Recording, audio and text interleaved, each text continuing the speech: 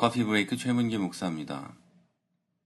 지난 주일은 한국의 모든 교회가 지키는 어린이 주일이었습니다.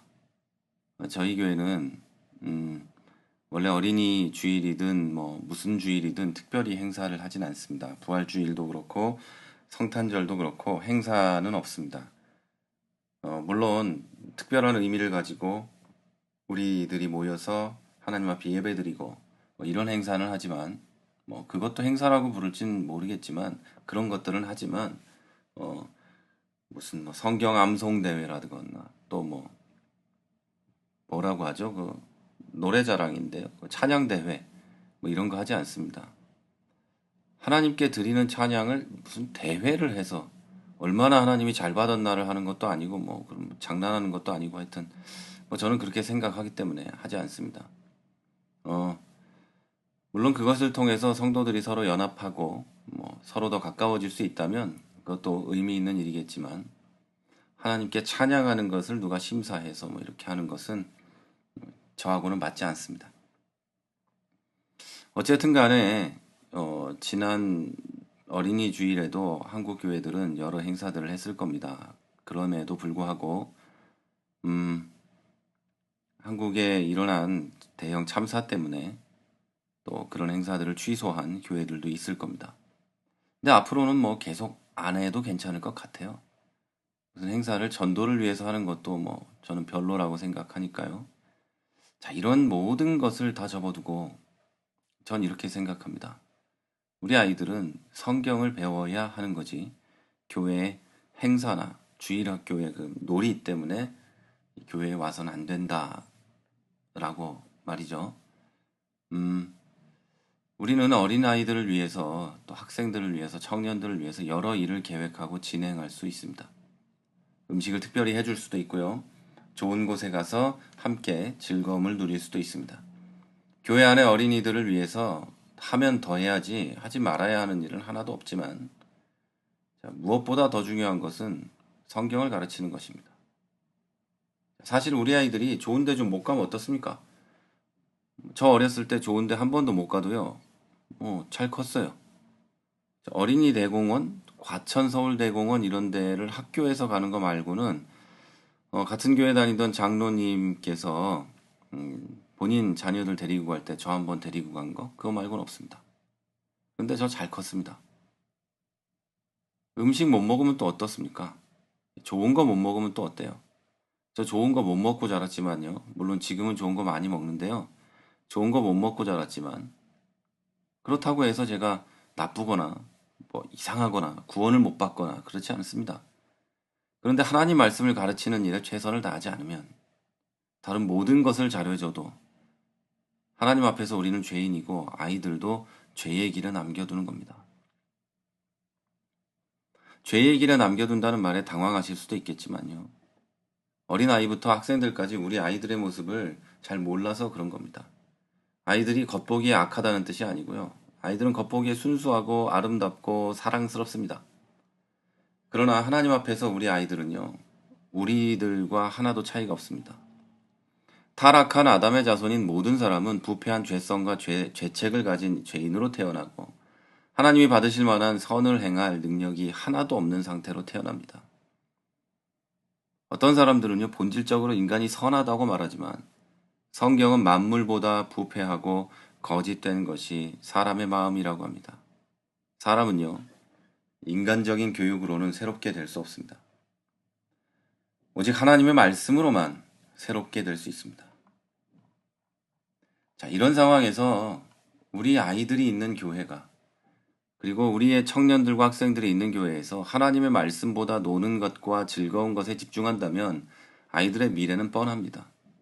어떤 분은 아이들과 청년들과 학생들이 주일학교에 대해서, 교회에 대해서 추억을 가져야 된다고 말합니다. 물론 좋은 얘기입니다. 그러나 추억이 그 아이들을 구원으로 인도하진 않습니다. 여러분, 교회에서 그 즐거운 노래를 부르고 드럼 소리와 베이스 기타 소리와 일렉 기타 소리에 둥둥대면서 아무리 해도 그 아이들이 눈물을 흘리고 방방 뛰어도 성경을 배우지 않고 예수 그리스도의 삶에 대해서 배우지 않는다면 그 아이들은 어떻게 될까요? 그 아이들의 구원이나 신앙생활을 누가 장담할 수 있겠습니까? 제 기억 속에 남아있는 주일학교의 기억은 공과 공부 시간밖에 없습니다. 다른 활동들 기억나지 않고요. 중고등부 때도 그랬습니다. 제가 자란 교회에서만 그 교회에서만 벌써 수많은 목사, 선교사, 사모님 나왔습니다. 다른 어떤 교회보다도 아이들에게 성경을 가르치는 것에 집중했던 담당 목회자가 있었기 때문이죠. 당시엔 굉장히 지겨웠습니다. 그런데 그때 배운 말씀이 지금 저에게 남아 있습니다. 이것은 아마도 여러분의 경우도 같을 겁니다. 여러분 머리에 남아있는, 가슴에 남아있는 성경 이야기가 혹시 몇 년 전에 들었던, 집사가 된 이후에 들었던 그런 겁니까? 자, 그러면 우리는요, 우리 아이들에게 어떻게 말씀을 가르쳐야 될까요? 신명기 6장에 보면은요, 그 답이 나와 있습니다. 여러분 다 아시는 말씀이에요. 신명기 6장 4절부터 쭉 보면요. 말씀을 먼저 마음에 새기고 가장 자녀에게 부지런히 가르치고 집에 있을 때든 밖에 있을 때든 누워 있어든 일어서든 말씀을 가르치라. 이렇게 얘기합니다. 가장 먼저는요. 이 말씀, 하나님의 말씀을 우리 어른들의 마음에 새겨야 합니다. 진리와 진실이 함께 있는 말씀을 전하는 것. 그게 가장 중요한 겁니다. 내가 성경을 통해 말씀 묵상을 통해 예배를 통해 경험한 하나님을 아이들에게 가르쳐야 한다는 거죠. 하루만 경험하는 게 아니라 매일매일 하나님 말씀을 묵상하고 깨닫고 부지런히 내 마음에 새겨서 아이들에게 그것을 가르쳐야 된다는 얘기입니다. 내가 만난 예수, 내가 만난 하나님, 내가 경험한 성경을 가르쳐야 한다는 얘기죠. 그런데 한국의 교회들은요, 나하고 전혀 상관없는 하나님과 나와 상관없는 예수와 나와 상관없는 하나님을 성경을 가르치고 있기 때문에 한국의 교회가 지금 무너져 가고 있는 겁니다. 여러분 중에 혹시 주일학교 교사 있습니까? 여러분 중에 혹시 청년부나 중고등부를 담당하고 있는 분이 계십니까? 여러분에게 주어진 그 공과라는 것이 혹시 여러분이 경험하지 못한 내용을 말하고 있지 않습니까? 그래서 여러분이 가르칠 때 공부를 통해서 가르쳐야 되기 때문에 전도사님이나 목사님의 이야기를 듣고 그대로 앵무새처럼 읊고 있지는 않습니까? 자, 그것은요, 진리를 가르치는 거지만 여러분 안에 진심이 없기 때문에 아이들에게 전달되지 않습니다. 물론 하나님의 말씀이 살아서 움직이고 운동해서 아이들의 골수를 쪼갤 수 있지만 여러분은 진실을 말하고 있는 건 아닙니다. 그래서 여러분 스스로 하나님 말씀을 먼저 경험해야 됩니다. 그래서 매일 성경을 읽고 가능한 모든 방법을 통해서 큐티를 하고 그 내용을 적어 놓고 아이들과 만나서 여러분의 것을 나눠야 하는 거죠. 자, 여러분, 우리는 가르치되 스스로 읽고 믿고 경험하고 순종하기를 힘쓰며 해야 됩니다. 자기는 하나님 앞에서 바로 살지 않으면서 하려는 노력조차 없으면서 아이들이 발버둥 치는 것을 어떻게 이해하겠습니까? 목사도 마찬가지죠. 자기는 발버둥 치면서 어떻게 살려고 하지도 않으면서 성도에게 입 열어서 떠든다면 그게 과연 진실한 설교가 될까요? 여러분, 스스로 가슴에 새기지 않으면 아이들은 진실함을 모를 뿐 아니라 우리의 얼굴에서 나오는 그 거짓된 표정과 거짓된 말 때문에 진리마저도 거짓으로 받아들이고 교회를 떠날 수도 있다는 걸 우린 기억해야 합니다. 그리고 우리 부지런히 가르쳐야 됩니다. 시도 때도 없이 가르쳐야 됩니다. 이거 교회에서만 할 수 있는 게 아니죠. 집에서 할 일입니다. 어떤 분들은 교회 주일학교를 가니까 괜찮을 거라 생각하고 집에서는 아이들과 함께 즐겁게 놀고 아이들 보는 데서 술이나 먹고 담배나 피고 부부들이 좋지 못한 언행을 합니다. 자, 교회가 모든 걸 다 감당해 줄 거라고 생각하죠. 자, 여러분의 아이들은 교회에 일주일에 몇 시간 가 있습니까? 교회는 일주일에 한 번 가죠. 아이들은 대부분이 그렇죠. 여러분이 아무리 새벽 기도까지 다 가는 아주 훌륭한 성도라고 해도 아이들은 대부분 한 번 갑니다. 학생이든 주일학교든 누구든. 그 아이들이 교회 가서 있는 시간은 1년에 쉬운 2시간입니다. 그 나머지 시간은 여러분하고 함께 있습니다. 교회 교육에만 의지해서는 여러분의 아이들이 바른 신앙을 가질 거라는 상상을 하지 마십시오. 그걸 보고 뜬구름이라고 합니다. 집에서 부모가 하는 것을 보고 배우는 것이 더 상식적이지 않습니까? 부모가 집에서 매일 악한 일과 악한 말을 하고 있을 때 아이들은 뭘 배우겠습니까? 자, 악한 것이 아니라 그래도 여러분이 매일 다른 책을 읽고 세상의 많은 것들, 지식을 경험하고 아이들과 함께 나누지만 성경을 읽지 않는 여러분이라면 아이들이 성경을 보겠습니까? 부모가 큐티라고 하는 것, 성경 묵상이라고 하는 것을 하는 꼴을 못 보는데 애들이 하겠습니까? 여러분, 아무리 교양 있는 환경에서 자란다고 해도 하나님의 말씀을 배우고 읽는 일을 하지 않으면 여러분이 그렇게 바라는 행복한 인생을 살 수 없다는 것을 여러분도 알 겁니다. 영혼을 위한 준비도 못합니다. 왜냐하면 하나님 안에만 참 행복이 있고 하나님 안에만 영생이 있기 때문입니다.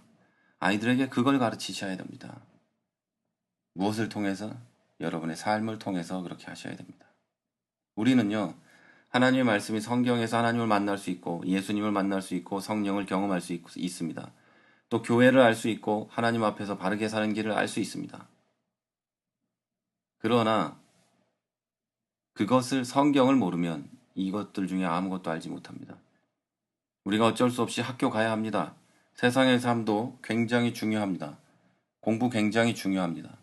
그러나 세상의 학문은 성경을 가르치지 않을 뿐 아니라 배척합니다. 이런 상황에서도 여러분은 아이들에게 성경을 가르치지 않으시려고 합니까? 어떤 분 이렇게 말합니다. 애들이 뭘 알아요? 나도 모르겠는데. 자, 물론 그렇게 생각할 수 있습니다. 그런데요, 저는 제가 장담하건대요. 제가 신학교를 가지 않았다면 어렸을 때 들은 성경 말씀이 제 성경 지식의 대부분일 거라고 장담합니다. 여러분 스스로를 돌아보십시오. 여러분 안 그렇습니까? 자, 우리 교회 예를 들어보면요. 우리 교회 가장 어린 아이가 가끔 깜짝 놀랄 만큼 성경적이고 성령 충만하여 믿음이 가득한 이런 말을 할 때가 있어요. 저도 기억 못하는 설교 말씀을 예로 들면서 딱 얘기할 때가 있어요. 제가 충격을 받습니다. 그 부모님도 충격받는다고 얘기합니다. 여러분, 비록 우리 아이들이 어리다고 해도 사춘기도 안 지났다고 해도 사춘기에 빠졌고 세상을 잘 모르고 또 뭐 별 핑계를 다 댄다고 해도 성경은 어른들만 읽으라고 쓴 책이 아닙니다. 하나님께서 만 30세 이상만 읽으세요라고 우리에게 준 책이 아니란 말이에요. 하나님께서 모든 사람을 위해서 주신 책이기 때문에 그리고 아이들도 예수 믿고 구원받아야 되기 때문에 우리 아이들이 충분히 배우고 들을 수 있는 것이 바로 성경입니다. 우리는 아이들에게 성경의 모든 이야기를 가르쳐야 합니다.